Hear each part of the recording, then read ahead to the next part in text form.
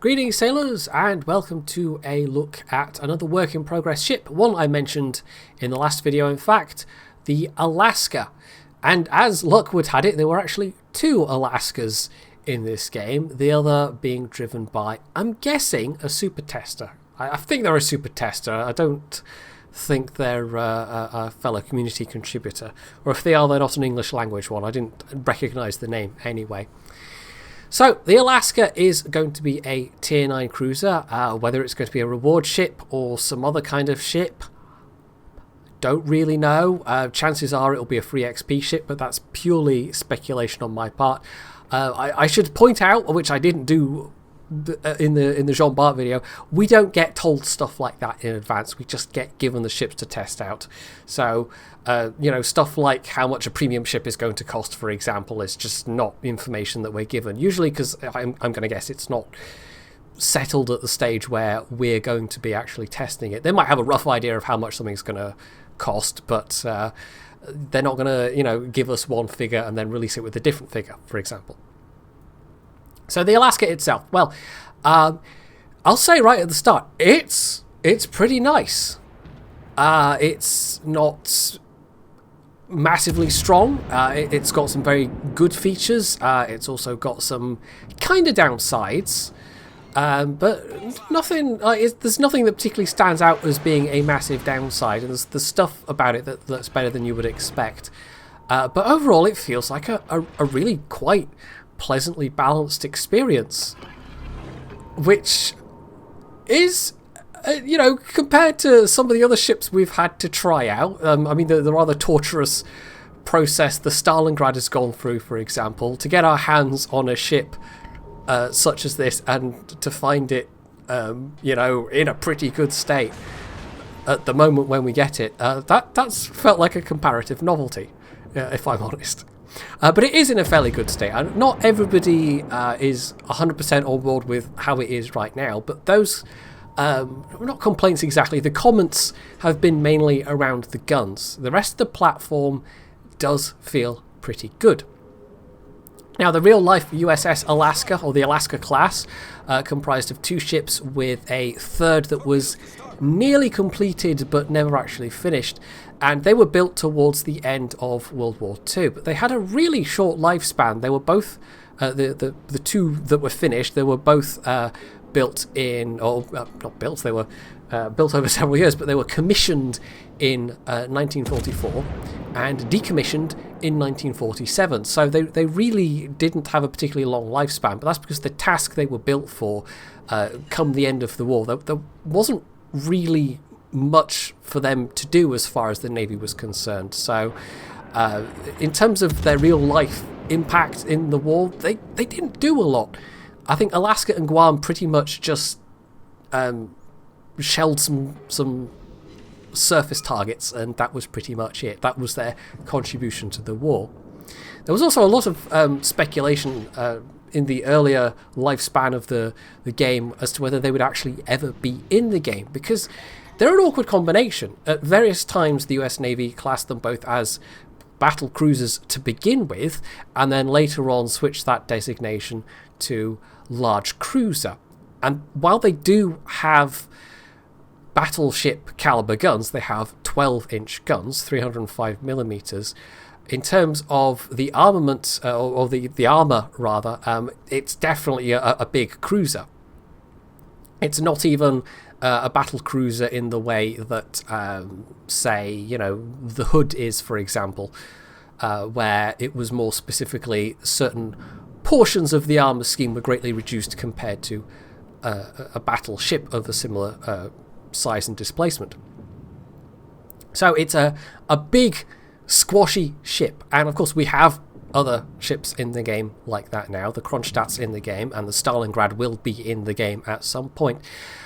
But there is a very interesting feature when it comes to particularly the armor layout of this, and that is that at the moment the Citadel is really below the waterline, so you don't have really a lot of armor to work with. You will take a lot of penetration damage, but you won't necessarily take a lot of Citadel damage.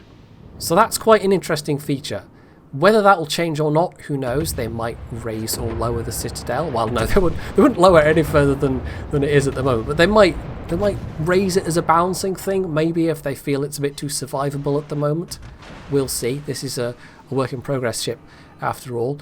But it does mean that when you're facing off against battleships, particularly, which normally in a high-tier cruiser. Most high-tier cruisers, you have to be incredibly wary of engaging with battleships because they have the potential to just wipe out massive numbers of hit points with citadel hits. That's not really the case with the Alaska. I think theoretically you could have deck penetrations, plunging citadels, but in terms of showing broadside or even taking hits to the bow or the aft, you don't really have to worry about that in the same way. But it's not like you can sail around with confidence thinking you're not going to take any damage, because you still will. You still will take plenty of pen damage, just you're not going to lose huge chunks through your citadel. So the nature of the platform is interesting. I also like how maneuverable it is, because it really does feel like it retains a lot of its speed in a turn compared to other cruisers. And it's a reasonably fast cruiser to begin with. It's got 33, 34 knot top speed at the moment. It's basically what it had in real life. But it doesn't massively bleed off lots and lots of speed in turns, which is quite nice. I don't think it's quite as good as British cruisers in that regard, but it feels more nimble than the turning radius and the rudder shift alone would suggest. And I think it is because it retains that extra speed. So that's all pretty nice. It's also got good AA. It's got a 9.5 kilometer radar, and you've got the option of a defensive to really boost that AA, or as here, you can also just use Hydro. Although this did happen to be a match with a carrier in where AA might have been useful at times, and you could go for an AA spec with this easily. It's just, for most of when I was testing this, I wasn't seeing carriers, so Hydro, is going to be useful more often. So the platform itself is pretty good, but then we come to the thing that has made some of the community contributors at least say that actually, if they were going to change anything, they would change this, and that is the guns. The gun performance is interesting because the accuracy is actually pretty good. Like it's not super accurate, it's not Stalingrad accurate, or at least Stalingrad as we've had to test it at various points, but it is consistent enough that you won't ever find yourself getting frustrated, especially by your ability to actually hit enemy ships, and that's a big plus in my book. Where it maybe falls a bit short is in the nature of the shells themselves. Now, they aren't super high velocity like the Soviet shells, but when they pen, they can do quite a decent amount of damage, especially against cruisers. The problem more starts to come in when you're facing battleships. Now, they do have, I think, a somewhat short fuse timer, so you might experience, if it comes out as is, overpens versus cruisers, although personally I wasn't having that much difficulty with it. But what is especially noticeable is when you're fighting battleships and trying to use AP shells, and bear in mind these are 12-inch guns, but at this tier and with the characteristics that these shells have, quite frequently what will happen is you will get a bunch of shatters. And so I did come away from this ship myself feeling like expert marksman is going to be a really useful skill, because you are absolutely going to want to switch back and forth between your ammo types reasonably often.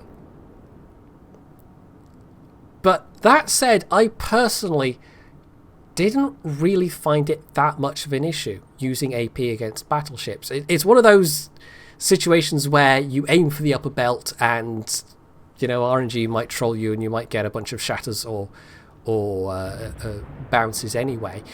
But sometimes it'll work out, and although I didn't ever really get any monster salvos against enemy battleships, the main thing that I took away from it was that it felt really consistent enough that I didn't find myself overly bothered by getting shatters on battleships from time to time. And of course, when you've got cruisers to pick on, you can get salvos like that. This isn't going to be a spectacular damage game, by the way.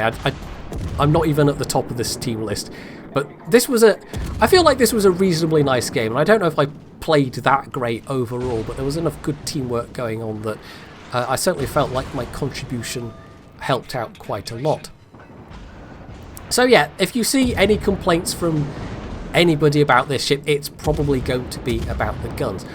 But personally, if this came out right now as it is, I would be okay with that. I think I would quite happily spend my free XP or whatever getting this ship.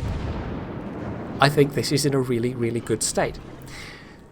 I do have the issue though, I can't really directly compare it to the Kronstadt, which is the kind of the Soviet equivalent of this, I guess, because I've never played it. I haven't gotten the free XP to get it yet, and I rejoined the program after the point where that had been introduced into the game already. So I'm slightly hampered by that, but comparing it to, say, the Baltimore, which I do have, although this is a bigger ship, in some ways slightly more awkward ship to play than something like the Baltimore, I found it pleasant, and because it doesn't have that ability to get nuked in the same way that a Baltimore can through having multiple hits to the Citadel. I think overall it feels like it's in a really interesting place. It's in a good place where you're going to need a bit of brainpower to make this ship work, and it will give you decent results, but it doesn't at the same time feel hideously overpowered. I don't think anybody coming up against me playing in the Alaska, or anybody playing in the Alaska, is going to be frustrated by the experience necessarily. Whereas, you know, something like the Stalingrad in its various iterations, that might not necessarily be the case at all. Or even the earlier versions of the Jean Bart with the much more powerful reload booster, for example. So yeah, this is a good ship as is.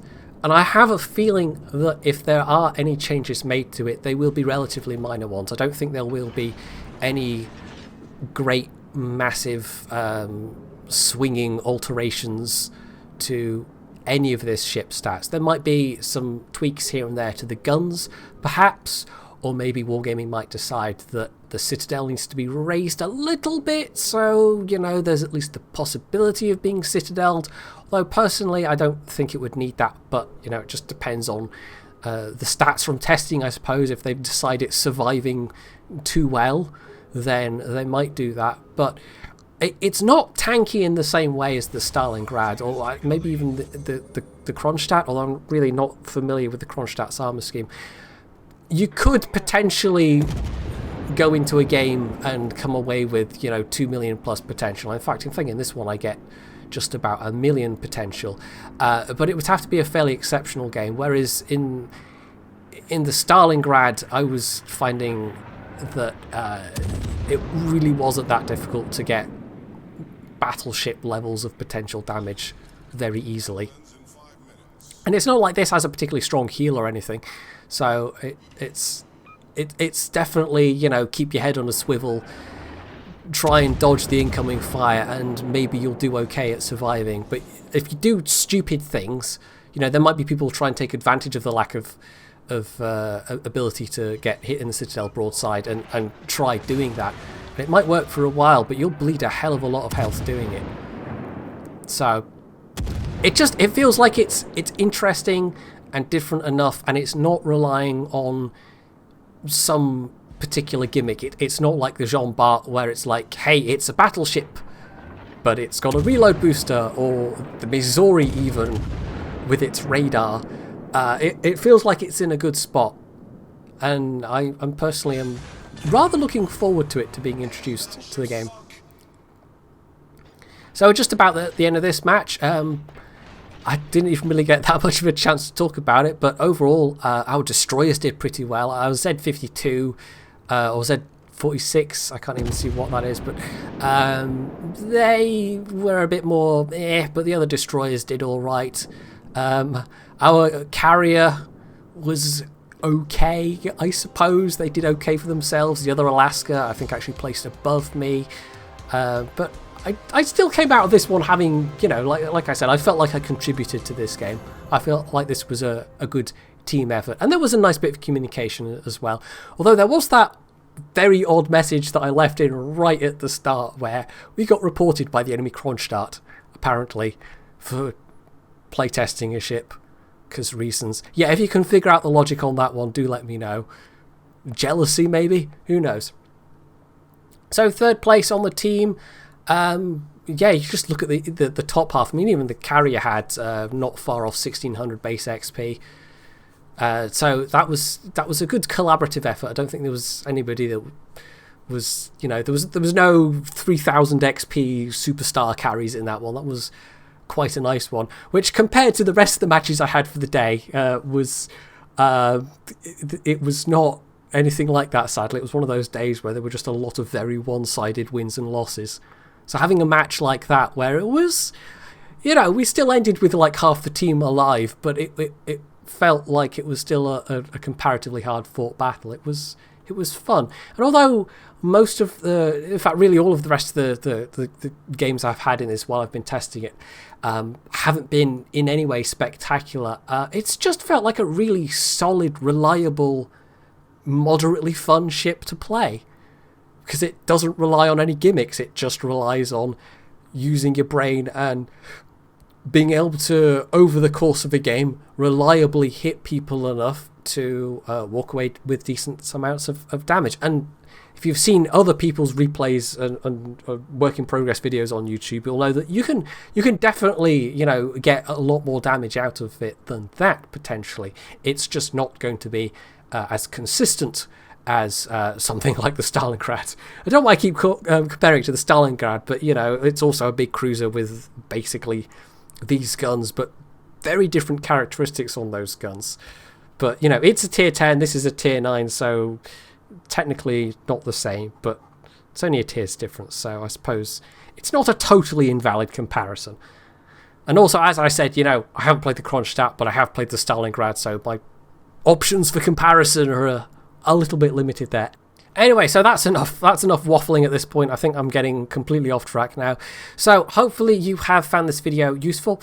If you have, you can leave any comments and do all the usual other things down below. And of course, as always, stay tuned for more.